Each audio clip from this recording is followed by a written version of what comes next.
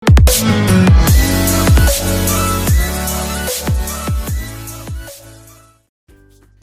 hi Jojolopa and Namaste Sabajanalai. Today I'm going to make a mayonnaise at home in just a minute and let's see how it unfolds. First thing we need to have is a 1 egg, 2 teaspoons of mustard, a pinch of salt, a little bit of vinegar and a half cup of oil.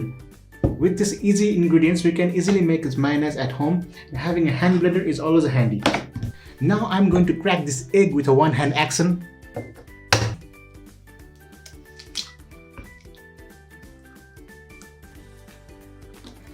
Add a 2 teaspoons of mustard, little bit of salt, half cup oil, vegetable oil,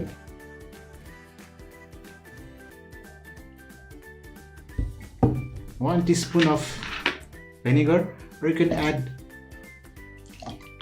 half lemon too, and now I'm gonna blend it with a blender.